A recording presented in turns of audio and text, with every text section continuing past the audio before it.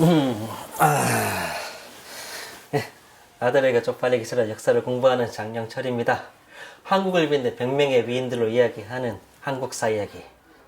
오늘은 뒤에 뭔가 글자가 좀 많이 보이죠? 이런 새로 된 글자들은 병풍에서도 좀 볼 수 있지만 우리 역사적인 자료, 뭐 유적이라고 해야 되나? 그 중에서도 유명한 것이 두 가지가 있습니다. 첫 번째가 지금은 중국 땅 지린성에 있죠. 광개토 대왕릉비가 있고, 그리고 북한산에 진흥원 순수비가 있죠. 진흥원 순수비는 용산에 있는 국립중앙박물관에서도 볼 수 있습니다.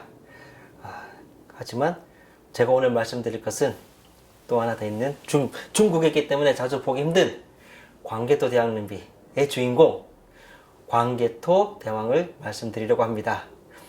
광개토 대왕이라 그러기도 하고 광개토 태왕이라 그러기도 하지요. 저는 어릴 때 광개토 대왕으로 많이 불렀었는데 나이가 들고 커서 역사 공부를 다시 하다 보니 일본이나 중국에서는 호태왕이라고 부른다고 하더라고요. 보통 우리가 쓰는 의미로는 대왕보다는 태왕을 좀 더 높은 의미로 사용을 하게 되죠. 그래서 저도 그냥 광개토 태왕으로 부를까 생각 중입니다. 먼저 광개토 태왕이 어떤 분이신가를 보면 드라마나 영화에서도 좀 많이 봤죠. 드라마에서는 배용준 씨, 이름은 담덕입니다. 저게 374년에 태어나서 412년에 돌아가셨다는 자료도 있고 413년에 돌아가셨다는 자료도 있는데 어찌되었건 만 40세를 넘기지 못하고 돌아가신 거는 맞는 것 같고요.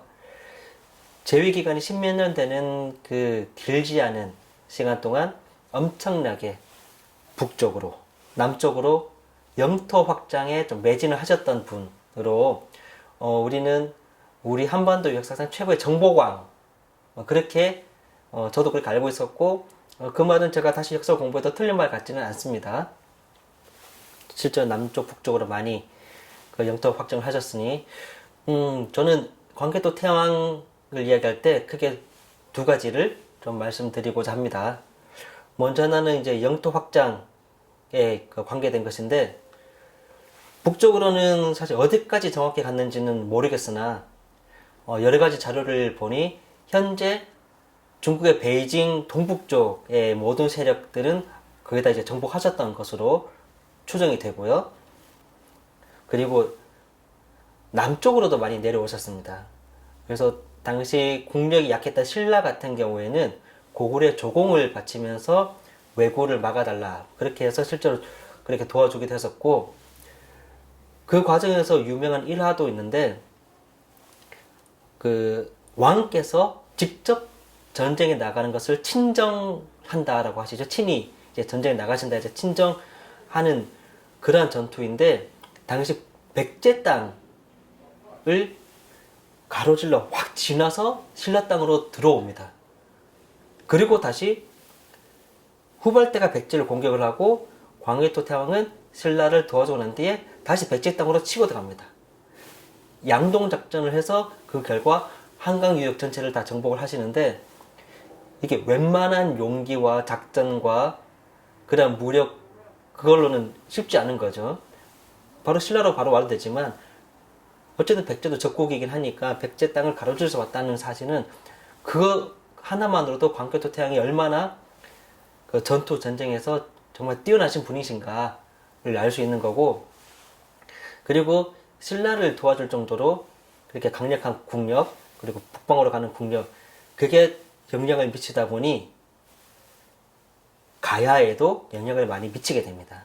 가야는 고구려나 백제 신라처럼 하나의 강력한 중앙 집권 국가로 성장한 것이 아니라 각각의 나라들로 독립된 나라들로 운영을 해오겠다가 각계격파를 당해서 결국은 그 가야라는 나라가 멸망을 하게 되는데 물론 신라 쪽으로 좀 많이 멸망을 했죠.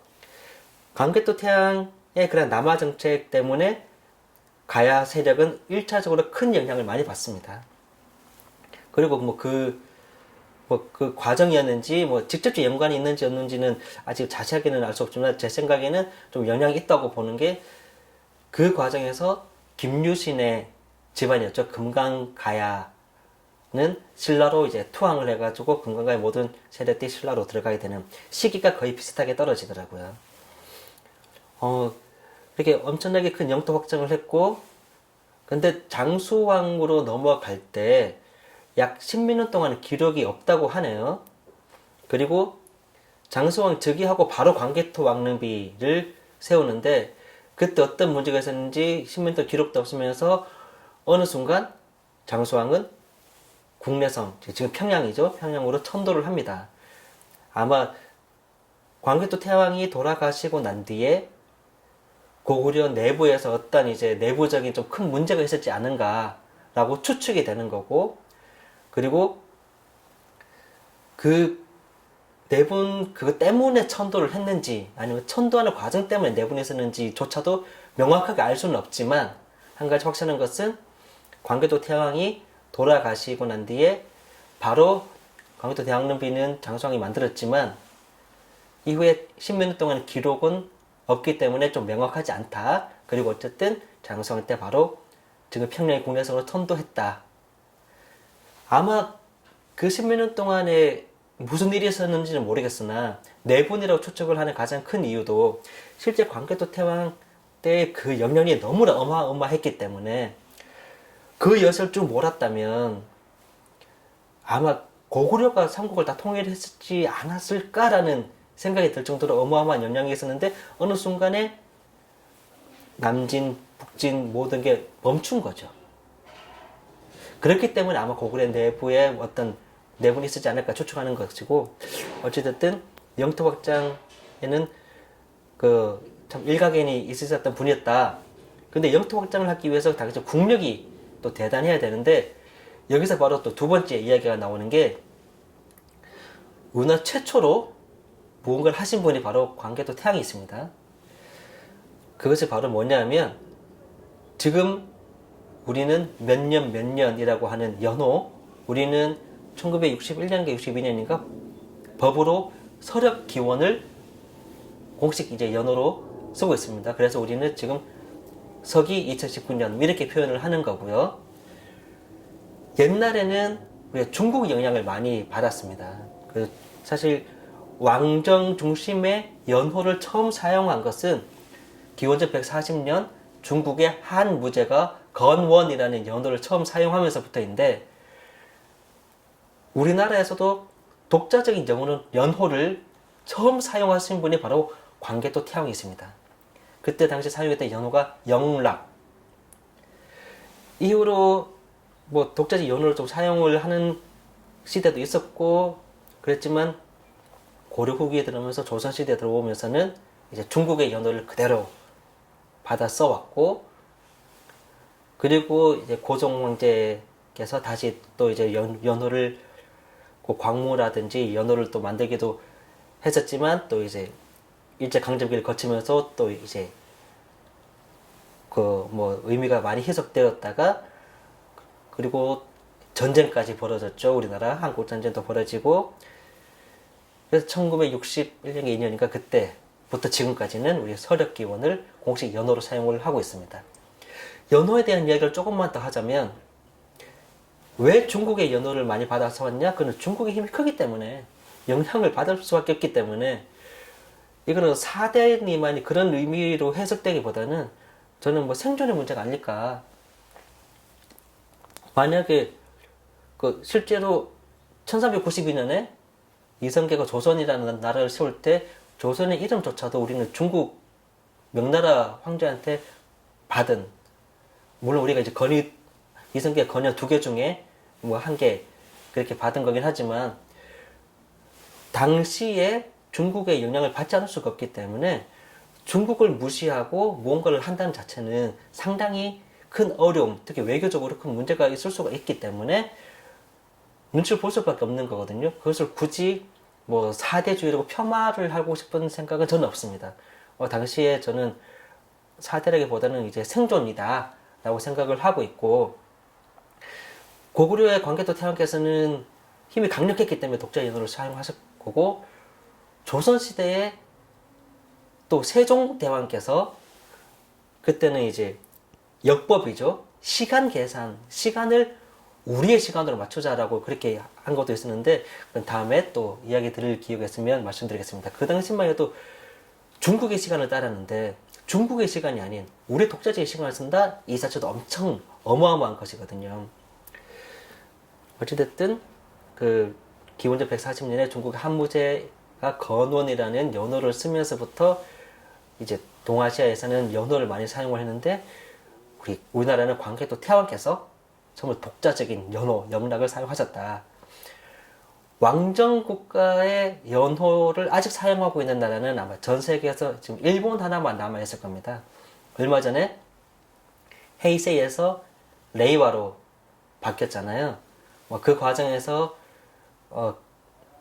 걸그룹 아이돌 트와이스의 일본인 멤버인 사나가 남긴 글 때문에 뭔가 약간 왈가왈부 말도 있었지만, 연호는 그냥 그 나라에서 역법을 계산하는 하나의 단위이기 때문에 굳이 그것을 군국주의의 잔재다라고 그렇게 하는 것은 저는 약간 좀 오바가 아닌가라고 생각을 하고 있고요.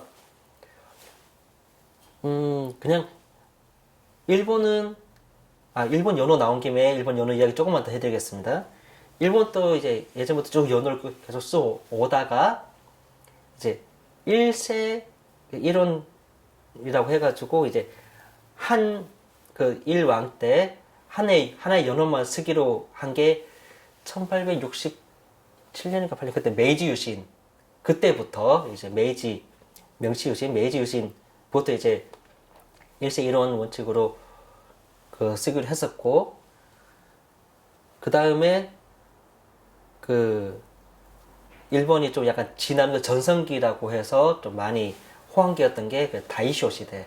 그때가 일제강점기 때 1912년부터 26년까지인가 하면 그 시대니까 우리나라에 뭔가 일본 문물이 좀 많이 밀려 들어온, 일본은 좀 호황이었고, 그때 호황을 누리다 이제 얘네들이 이제 빡빡빡 돌기 시작하죠. 그 다음에 쇼와 시대로 넘어가면서 얘네들 결국 전쟁도 일으키고, 한참 시간이 지나면서 일본에서 쓴 연어 중에서 제일 긴 시간, 60년 이상 제일 긴 시간 사용한 연어가 쇼와이고, 그리고 이제 얼마 전에 있었던 헤이세이 같은 경우에는 연어를 일본 왕실에서 정하지 않고 정부에서 연어를 정한 첫 번째가 헤이세이입니다. 그 의미는 왕실이 아닌 정부의 힘이 이제 다 넘어갔다는 것을 대놓고 이야기하는 거가 되겠죠. 그 헤이세이가 이제 끝나고 이제 레이와가 시작이 된 거거든요. 레이와의 굳이 의미를 더하자면, 그전에는 중국의 고서에서 단어를 따왔다면, 이번에는 처음으로 일본의 고시에서 단어를 따왔다. 그걸 굳이 넣으려면 넣을 수 있지만, 어쨌든 일본 같은 경우에도 연호의 변화에 따라 가지고 일본의 당시 상황, 시대적인 분위기를 좀 이해할 수 있다. 그런 의미로만 일본 연호를 이해를 하면 될 것 같고요. 저도 언젠가 기회가 되면, 저도 뒤에서 있는 걸 한 문이나 다 읽지는 못하지만, 중국에서 광개토왕릉비를 한번 직접 보고 싶은 생각은 좀 있습니다.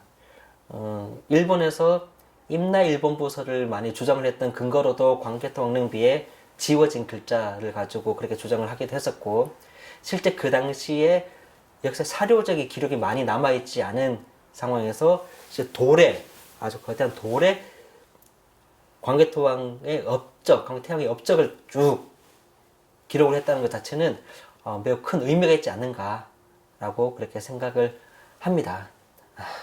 이렇게 뭔가 좀 이제 광개토 태왕을 이야기하려고 좀 분위기 좀 잡았는데 분위기 났는가 모르겠습니다. 자, 한국사 얘기는 앞으로도 계속 되겠습니다.